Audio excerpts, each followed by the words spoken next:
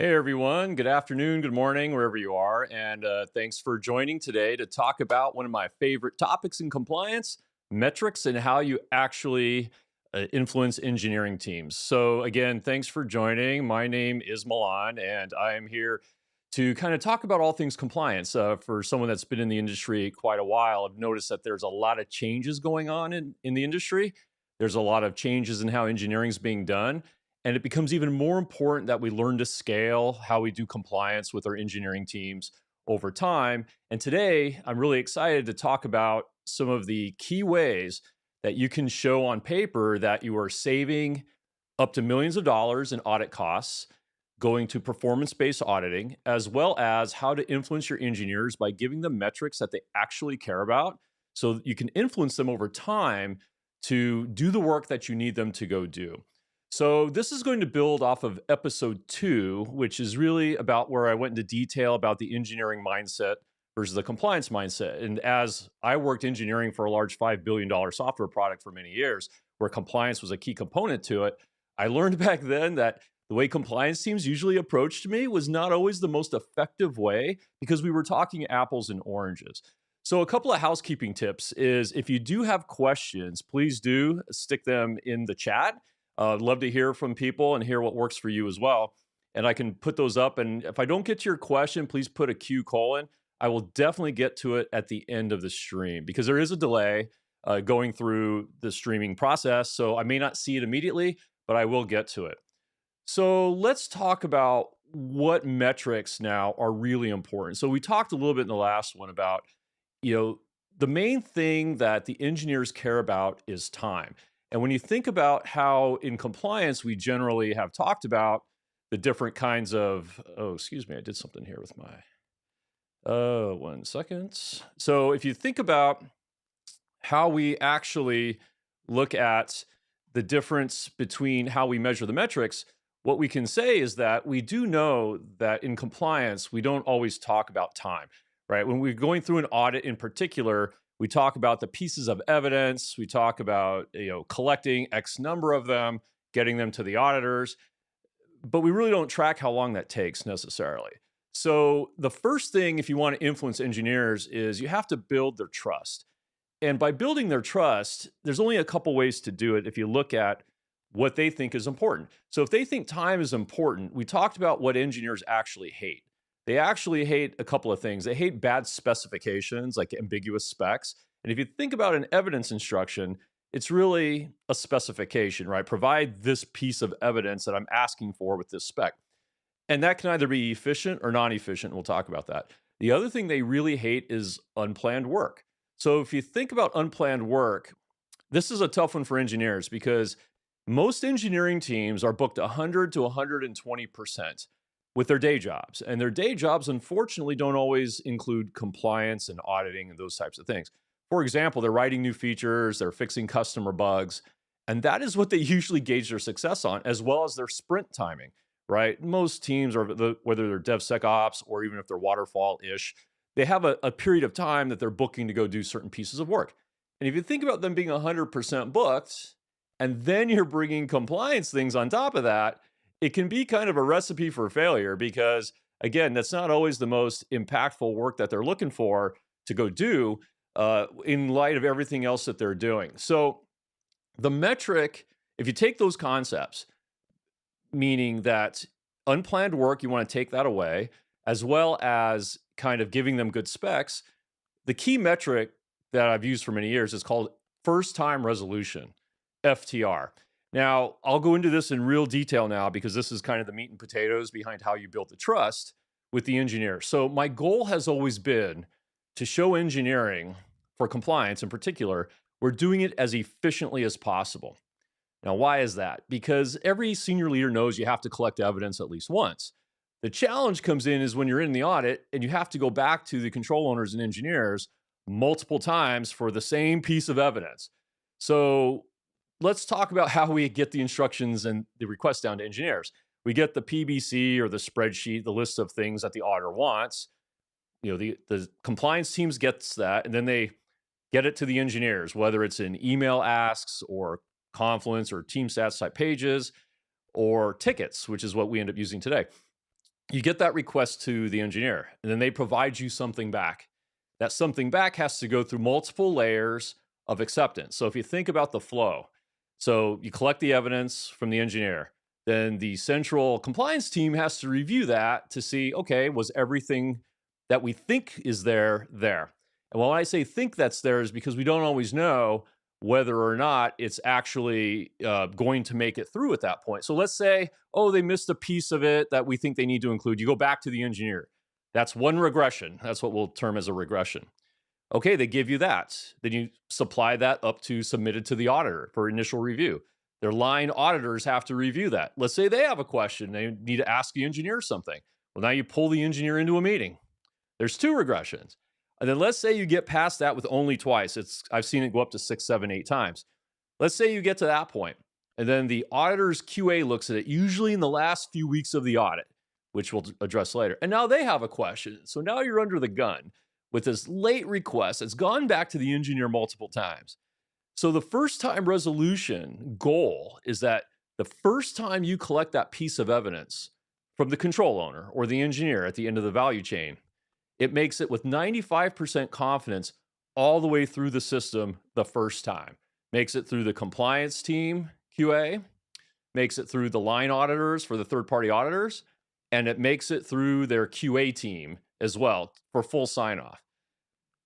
That's something you can track. So we're going to talk about that metric first because just the concept seems easy, but the execution can be difficult. And here's why. There really isn't a tracking system in most places that's set up to track each of those stages.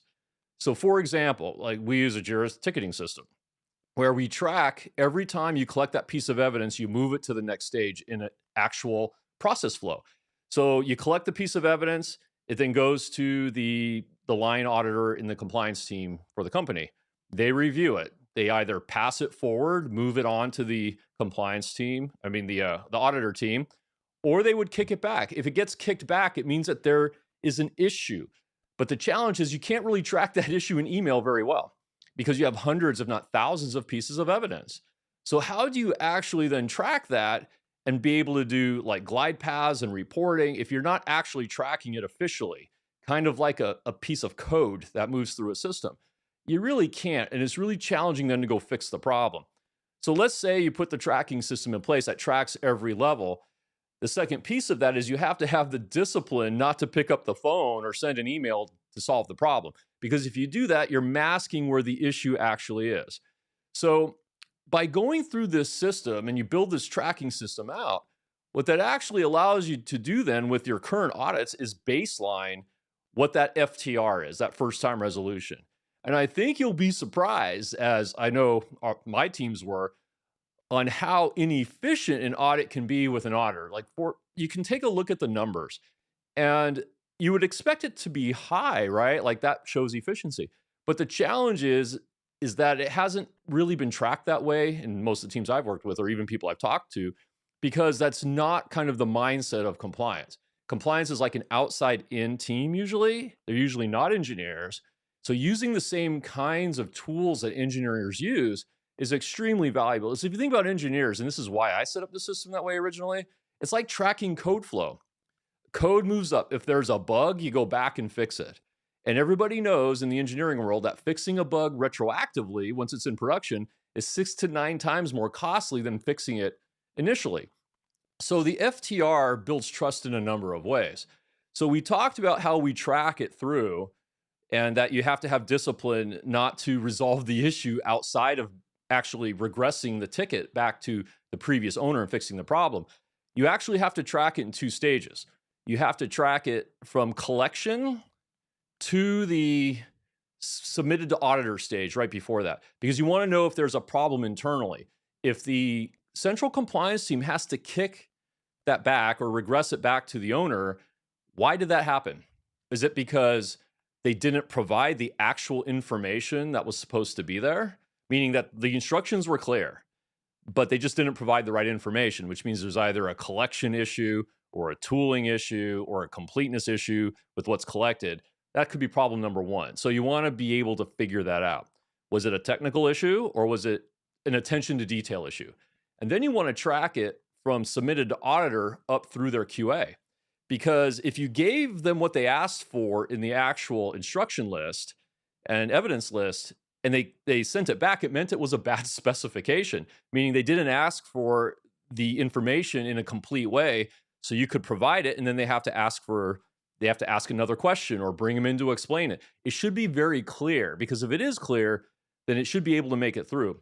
So while that sounds pretty easy in concept, how do you actually make it work? Because if you take those instructions at the time of the audit when they give them to you and then pass it down, you don't really know whether or not it's going to make it at that point, because you haven't what we call pressure tested it. So the best practice with this FTR, first time resolution, is you have to do it ahead of time. You have to go take that initial PBC or list of evidence requests and instruction requests, and you have to go gather evidence ahead of the audit. You have to go get sample evidence, and then you have to actually work with your auditor to say, okay, if I give you this evidence in the audit, will it make it through? Are you going to have any other questions? It's extremely important, because that basically is how you validate the spec. And you also have to be cautious not to just get the line auditors to sign off, but you have to get their QA to sign off as well. Because again, you're trying to reduce that friction in the audit when the engineering team didn't really plan for the work. And you also want to be able to show that you're collecting it once and it gets all the way through. So doing that work before the audit is extremely critical. And I cannot tell you how challenging it is sometimes with the auditors who may or may not want to do this work up front, but it's a very powerful tool to validate the specs. And again, I can't stress that if you don't go through and do that work ahead of time, then you're going to really risk being able to actually execute the work, because what ends up happening is that in the end, what you really find is that you're not going to be able to actually, uh, how do I put it, understand whether or not you're going to have that first time resolution being high. So when the tracking system's in place, you should always do your first audit and get the baseline. And you'd be surprised if you find your first time resolution between high 30s and high 40s is probably what I've always seen for a first time audit that hasn't done the pre-work. Because again, you're looking at things for the first time in the middle of the audit and trying to understand if that spec is actually good. And so when you go through this process, what I can tell you is that the auditors, generally speaking, have not been incentivized to go through this, generally speaking, and here's why.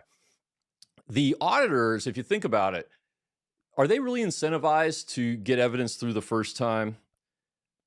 You can tell by their pricing whether or not they are, because you have some auditors price via hours they expect to go work. It's like billable hours, like when you put in an attorney on retainer. If it's going to take me longer, and I know it's going to take me longer because the evidence isn't that good, and historically it's going to take us this many extra times for a percentage of the evidence, well, that just means it's less money in that they make, right? Because they're billing less hours. But then there are other auditors who are more of a fixed fee, which are definitely incentivized because they have to pay for any overages in inefficiency themselves, which is the same thing we're looking to go do. So what I would say is you got to look at your auditors, look at their pricing, and try to figure out, are they doing this fixed fee, or are they actually not adding the hours they expect to do historically based on an inefficient audit and evidence collection process?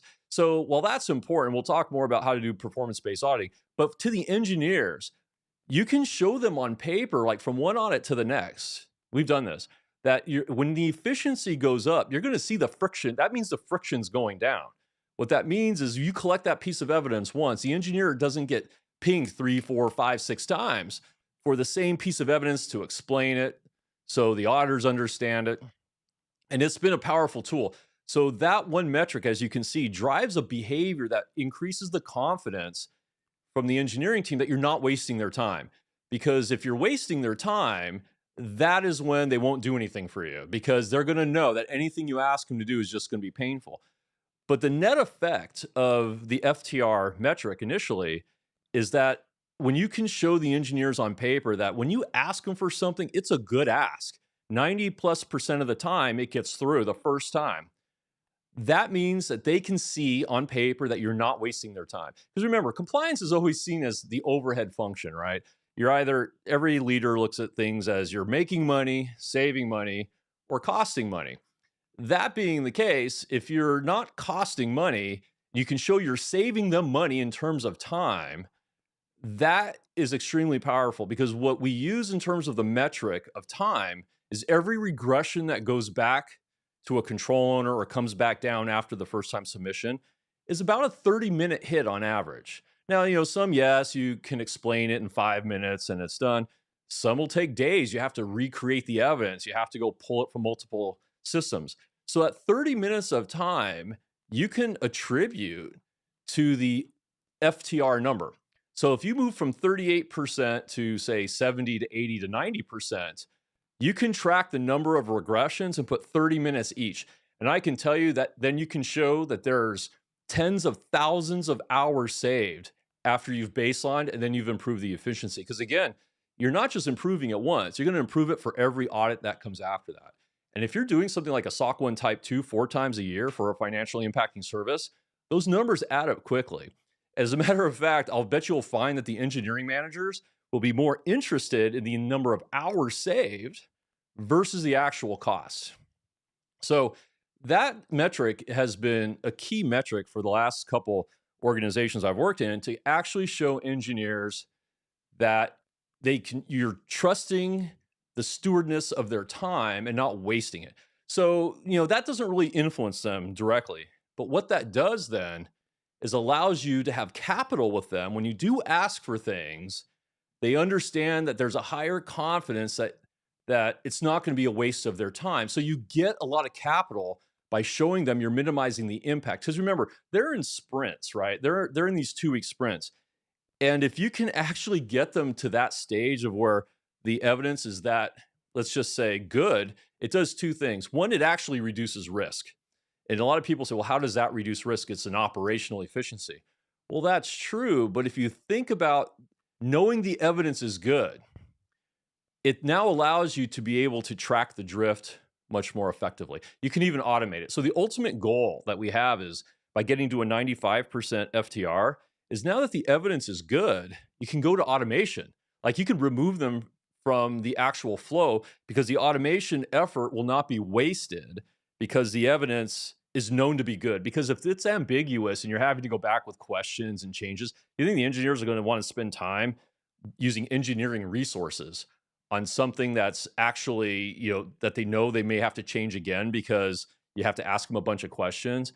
So that trust and confidence you build in reducing the impact of compliance on them gives you a lot of leverage in then actually like getting them to make changes for compliance. Now, this doesn't happen overnight because you have to go through and build the system, prove it out, show you're making efficiencies. But there's other intended good things that happen with the FTR, which I'll talk about as well. So you've built confidence with the engineers. They're trusting you more. They're going to take more of your requirements more seriously because they see that you're actually adding value to them. The other thing that metric's good for is managing your third-party auditors. Because if you think about what we mentioned before around, are they incentivized to actually be more efficient? Well, that has to change a little bit because if you think about line auditors from the third-party auditors, a lot of times they'll just ask you a question, right? They'll say, hey, I'm new, and even though it might be pretty clear, whose time are they normally going to randomize? Usually the compliance team on the engineering side to kind of train them as they come through. But I can tell you that for audit firms that understand that FTR is important, the effect that I've seen happen is that if they really understand that this is important to the teams, they'll have their own senior people review a question before it comes back to the engineering team or even back to the compliance team on their side. Because again, they don't want their number to drop for stupid questions.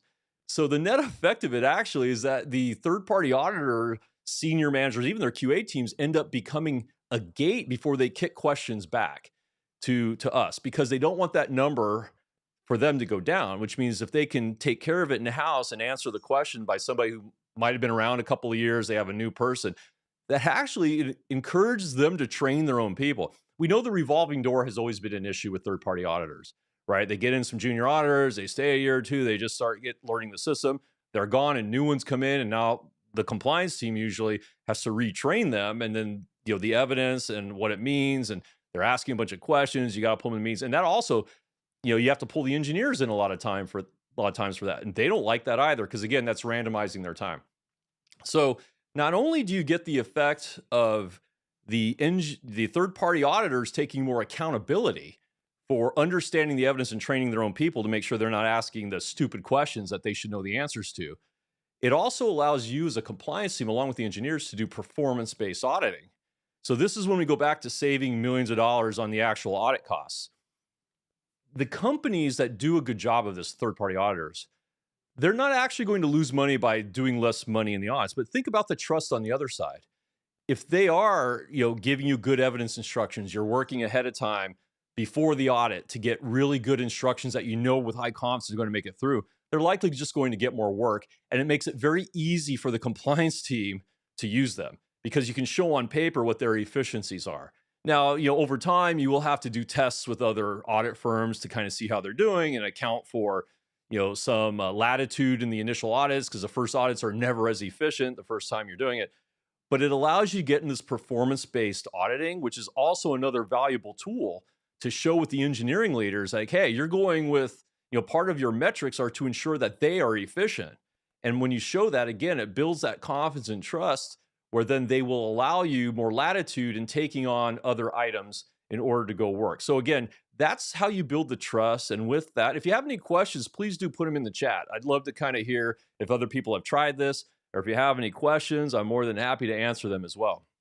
So that is really the main operational metric that I can tell you has worked wonders. So there are other metrics as well when you talk about influencing the engineering team, I'm going to go into now. So another metric that compliance teams don't usually focus on when it comes to trying to drive work is they talk about the risk, right? Like, what's the risk of this bug if you find it in production? I mean, I'm going to take the log4j's, day zeros out of it, because everybody knows those are critical and everybody's going to go immediately to go fix those bugs. So we're talking about the next tier of them, the ones that we should go fix that we're not comfortable being there, but there's a risk vector in terms of what the impact could potentially be that's squishy, let's just say. Let's use the term squishy. Really hard to articulate. I mean, even if it has a CVSS score of 7 point higher or higher, doesn't necessarily mean it'll get fixed immediately, or it needs to be. Like, example, in FedRAMP, you can carry vulnerabilities for a while in the FedRAMP process. So is it critical to fix it today? So this is where changing the metrics to what engineering cares about can also help you influence. So if you build trust saying that that you're doing efficient work, on the other side of it is reframing the impact of the type of compliance work on what it actually means to customers. And I talked a little bit about this in episode 2. This goes back to the mindset. But the metric that I've seen used, and I've used it a number of times effectively, is when you frame an issue that you want to go fix in compliance, not necessarily focusing initially on the risk, because that's really hard to articulate. Because again, you can go say, well, it's a $4 billion risk to the company. Well, a line engineer or small engineering team with one bug or one thing to go fix, that's not impactful to them. It's not going to move the needle. But you can frame it in terms of understanding, what does it take to fix that issue if you find it in production and you have to go fix it, like late in an audit or during a quarterly PCI scan. That's something you see all the time that you have to get done right at the end to keep certification. Focusing the metric on what the impact would be to operations, meaning the SLA with customers, can be a very valuable tool for a lot of compliance work.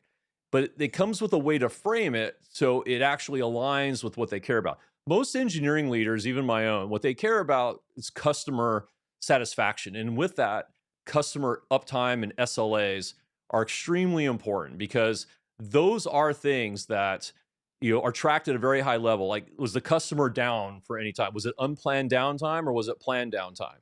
A lot of compliance issues, if you find them in production, you can really only fix through unplanned downtime. Like, you have to take the servers down, you have to bounce them in order to apply the patch and have it effective. So this is where research from the compliance team in an area that they don't normally get into is what's the impact? What does it take to go fix this in production? That usually requires a little bit of knowledge and talking to engineers, understanding the release process of how code gets into production.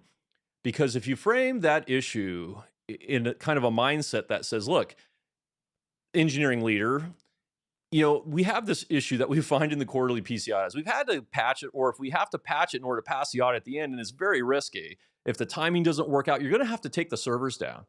And if you just threw this patch, threw this fix in earlier and put a test in for it, well, then when the issue will never come up. And I tell you, if the boss, the big cheese, asks me, well, why didn't we fix this earlier? I'm going to have to say, well, you chose not to put it in the engineering path earlier. Like, you don't have to do it now, but in your next engineering main patch cycle, can you get this fix in?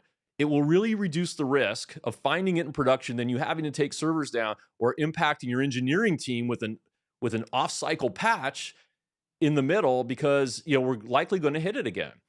It adds a completely different tenor to the conversation with engineering teams, because now they're on notice also in a nice way to say, look, we're going to find this. We find it occasionally. There's some things we find all the time, but it is a risk. And, the fix sometimes isn't even hard. Sometimes the fix is pretty trivial. They just don't want to prioritize it. So you have to build in this concept of what's the impact to the customers, which will impact them directly.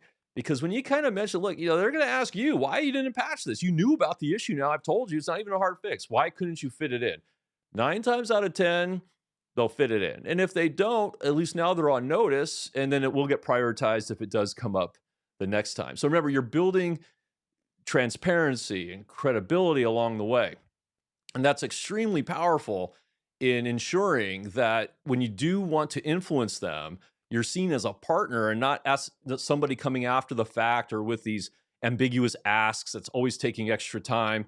I mean, the numbers just don't lie. And I can tell you that for those that have tried it, you'll see that when you make this mindset transition, it starts snowballing, because the engineers now see you as a partner, not as just this overhead function that comes in.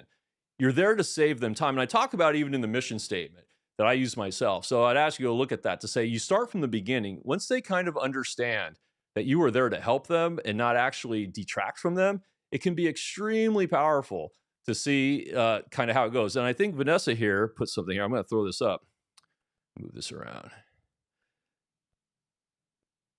Yes, it's definitely not easy. But remember, you're changing kind of a culture here. The culture here is that you're not just looking at compliance as a compliance item. You're thinking a bit more about the transparency that it takes in order to actually be partners with them. Because remember, if you're not caring about what they care about, it makes it extremely difficult to influence them. Because remember, the metrics that they use for prioritization, they're building new features for customers. Remember, that's what they're rated on. Technically, they're rated on new features for customers. Yeah, sure, compliance they have to meet, but it's not like the shiny object, generally speaking.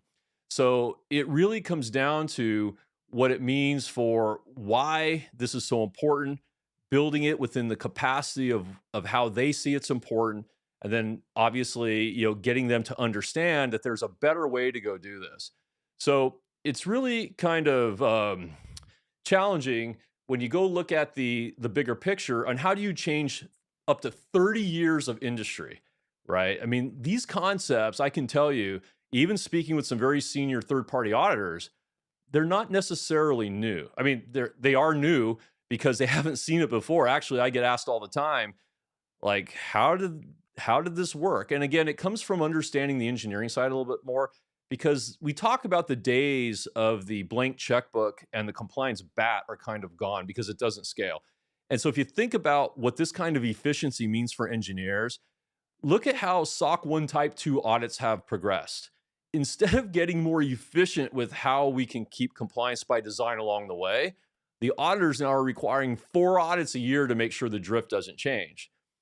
So if you had to do an inefficient audit 4 times a year with a 38 to 50% FTR, meaning you had to go back half the time to gather evidence again, or even 60% of the time, you can't brute force through that. The engineers cannot afford to be randomized at that level. But if you know that 95% of the time the evidence is good, then you can automate it. So you're not even collecting it 4 times a year. You might just automatically dump it and you pull the engineers out of the flow completely. As a matter of fact, I was speaking with my own management and I said the ultimate goal is through getting FTR up and automation. In a lot of cases, as many as we can look at, we should be able to remove engineering completely from the actual audit flow. And if you think about what that would mean to an engineer for the compliance team that removed them from having to deal with this unplanned work, because remember, we talked about they don't normally plan audit work into their sprints. It took me years in my last company to get the FTR up to the point where I could then predictably and credibly say, look, these 2 weeks is when I'm going to collect evidence from you. And I should not have to come back except for a couple of cases. And I had up to 1,000 pieces of evidence that I had done in 2 weeks. That's a powerful story for engineering because now they can actually plan a sprint around audits. But that only happens if the audit teams and the compliance teams work to get that FTR up. And again, it's been one of the most powerful metrics that we've used, or that I've used, at least in my career, to kind of make this change. And unfortunately, with the rate of change and the speed that's happening, you have to get more efficient because you can't throw bodies at it. No one's going to keep writing the blank checks. It's just not going to happen as we continue to scale, particularly for cloud-based businesses that are going into all these new regions of the world where you have to deal with this amount of growth. And then there's one other metric I'm going to touch upon here is this is more of a, how do I put it? It's a planning metric, but it can be extremely powerful, again, with your engineering team to influence them to change. So we get asked for new frameworks all the time. And you can use any host of tools. There are a lot of third-party apps for this, like Auditors and GRC. But the frameworks, you want to be able to reuse evidence, right? Now, this is kind of an art and a science because your controls, then you want to make them broad enough where they can meet multiple frameworks, but the evidence is good. But the idea is if you have a database, I'm just going to call it that, for all of your frameworks, and then you can map the new frameworks in as they come out. You can look at where the reuse of evidence is there. Like, for example, SOC 1 Type 2 and C5 and TSACs have a lot of overlap.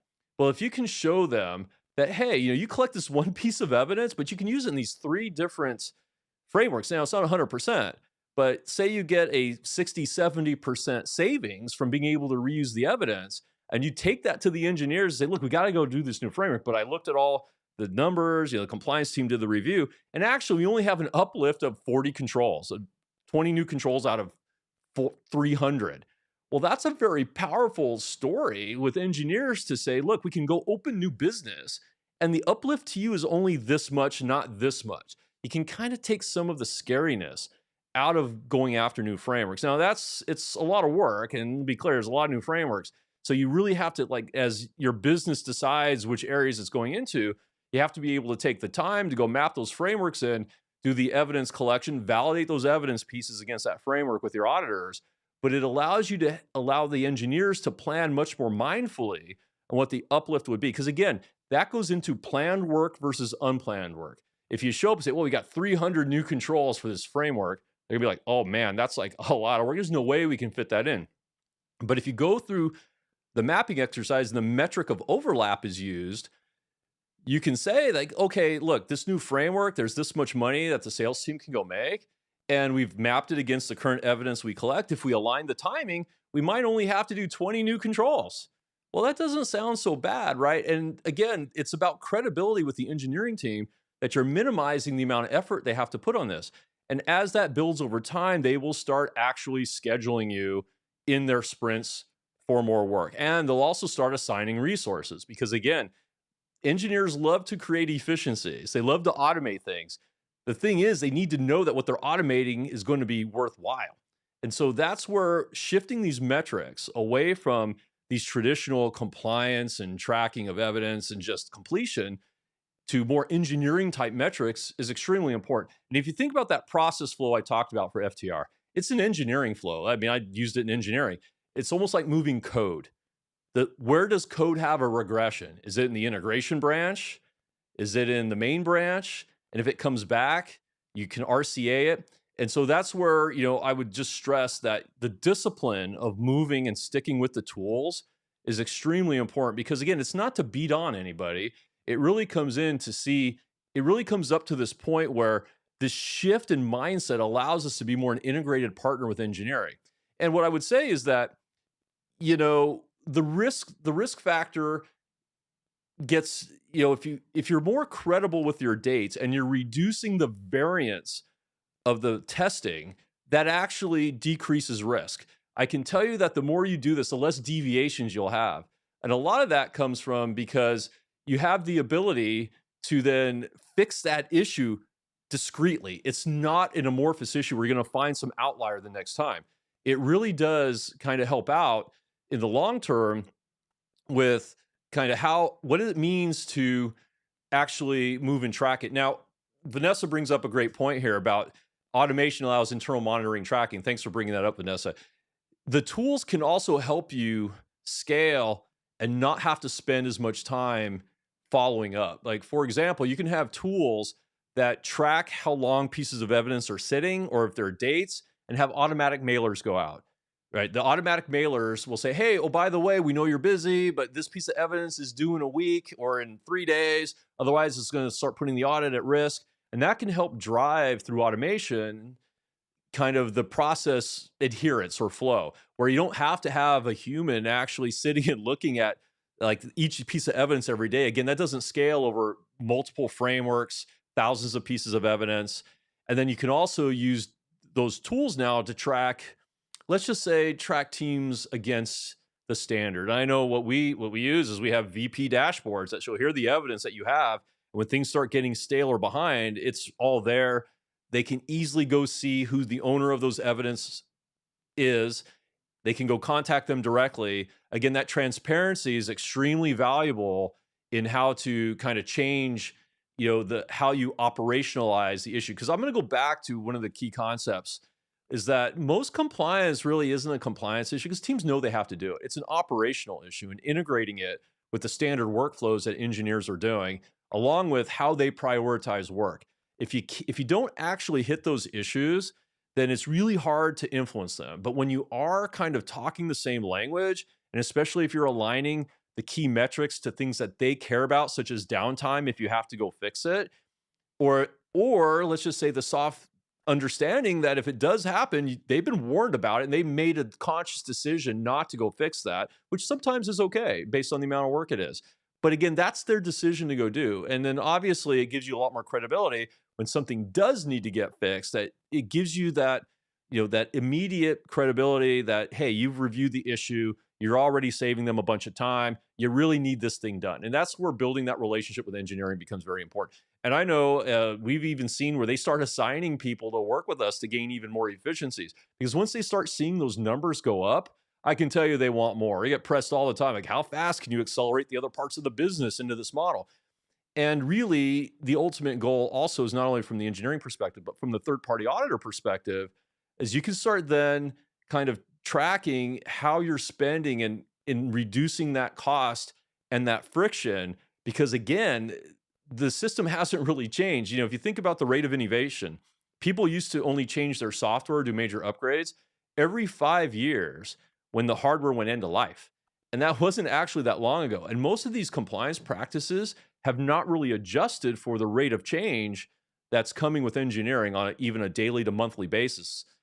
And you can see the impacts of that, say, with the quarterly SOC audits. And a lot of companies are just not prepared to deal with them at scale. And the inefficiencies, I'm getting pinged by other compliance teams that are saying, like, we can't keep up. The engineers are upset. Well, again, it comes down to, are we as compliance teams helping the engineers be effective and scalable with the kind of work we have to go do here or not? And I don't think we can do it in the old way. I don't think the metrics support it. The way we go and collect evidence, the way we've been doing it before, just isn't going to scale to multiple times a year. I mean, you can ask any audit team out there, the amount of frameworks they have to cover is going way up. So you have to be able to reuse evidence, but the metrics then have to change in order to meet that. So, that's kind of the high level view. And what I would say is it takes some time. You got to really start with being able to track. So the first step is really around tracking. Can you track all the right things? Because if you can't track it that way, you're not going to be able to figure out where things break down. And I can tell you, like, it makes it easy to prioritize. If you have a piece of evidence that's getting kicked back 6, 7, 8 times, well, you start there. And then the ones that are getting kicked back once or twice, it becomes, a little becomes a little bit more challenging to see, like, how does that actually work. So here's an interesting from JJB is we see this in common criteria and FIPS all the time is unsolvable questions, security versus compliance. I would actually say that while I don't address security in this, this can work for security as well. They have the exact same issue that compliance has, whether it's security, whether it's accessibility, privacy, BCDR. Like, it's just another thing that has to get done. But with security, a lot of times, what I've seen is that they focus on the security risk, which true is important. But again, there's lots of security risks, as we can all see, that just don't get fixed quickly. And there's many factors for that because, again, it's still competing with all the other criteria. So while security, I would say in a different discussion, maybe Lee will want to talk about it when I talk with him, Lee Vorthman, is that, I believe that the concepts are technically the same. You have to speak apples to apples. And yes, like things like Log4j and the day zeros, everybody knows you have to go do it. But everything else in between, there's a best practice and there's an associated risk. And that associated risk is really hard to articulate. So again, JGB, if you have any like best practices that you use, love to have it in the chat. So I'd love to be able to chat about it for a few minutes. But again, I do think that the security concepts can all work the same way. For example, you have to go fix this security bug in production. A lot of times you do have to bounce the servers. So the real question is this something that you should drive with engineering, saying it should never get there, and this is what the impacts to customers will be? Do you have examples of where you've had to do that for smaller customers or smaller areas? Because remember, it's about building up where this fits in the overall priority with new features, regular bug fixes. Customer downtime is always a big one.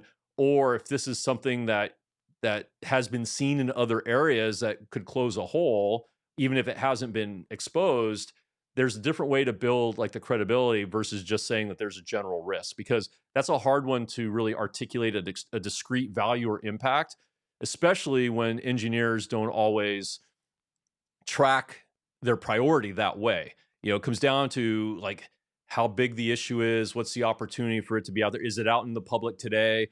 Is it being talked about? All those things play into it. But the one that will actually, I think, resonate the loudest is what do you have to do to go fix this if you find it in production and have to do it? Is this something that could be a day zero that would take it down? There's many different ways to think about that. Oh, I got a question here from Sophie. On the flip side, is building compliance into the SDLC something that engineering teams are prioritizing or at least thinking about? Shouldn't influencing go both ways? Great question, Sophie. So I would say actually the answer to that is it depends. It depends on the company. It depends on the team. The answer is definitely yes, they should be, but that's not something that we can always kind of plan for. But then how do you drive those kinds of actions into the engineering team? And I'll use an example for that, Sophie. So one example that I use is about cross-site scripting. That's something that should be found in static and dynamic testing. It should be fixed when they see it in scans. It should never get introduced into production. If you're seeing it, to drive that into the SDLC. And so the way I've always done it is, even when I was on engineering, is I find those critical things that I really need to have in the SDLC because they're showing up someplace clearly. And when you have those artifacts, then you can say, okay, if we're seeing this in production or let's say very late in the game when you're very near production or in production, well, how do we mitigate that so it never actually reaches production? That means you're pushing it downstream, you're pushing it in the SDLC. We basically had to come up with a different set of tests that engineering teams could go run. So that became part of the SDLC to ensure with a gate that it didn't actually make it to production. And then we all agreed as leaders that was kind of something we wanted to go do. So what I would say is you can, but that really does require to think about what are those things you should. Now you can't do everything. That's the other thing as well. You have to prioritize. There's only so many cycles you can go do.